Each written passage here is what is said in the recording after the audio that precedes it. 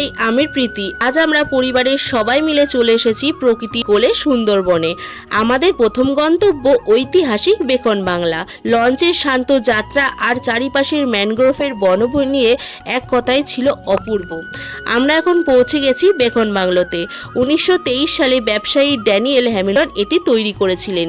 এই বাংলোর প্রতিটি কোণ যেন ইতিহাসের কথা বলে। চারিপাশের বাগান আর শান্ত পরিবেশ দেখে মনটা জাস্ট ভরে গেল। 1932 সালে বিশ্বকবি রবীন্দ্রনাথ ঠাকুর যখন গোসাবায় এসেছিলেন, তিনি এই বাংলোতেই অবস্থান করেছিলেন। এবার আসা যাক সব থেকে লোভনীয় অংশে। সুন্দরবনে আসবার কাঁকড়া খাবো না তা কি করে হয়? মাঝ নদীতে লঞ্চে বসে গরম গরম কাঁকড়া কষার স্বাদটাই আলাদা। পরিবারের আড্ডা আর ঝাল ঝাল কাঁকড়া কষা পুরোই জমে ক্ষীর। তোমাদের ব্লগটা কেমন লাগলো অবশ্যই কমেন্ট করে জানিও। আচ্ছা, তোমরা কারা কারা সুন্দরবনে গেছো, তোমাদের কেমন লেগেছে সুন্দরবন ঘুরে অবশ্যই কমেন্ট করে জানিও।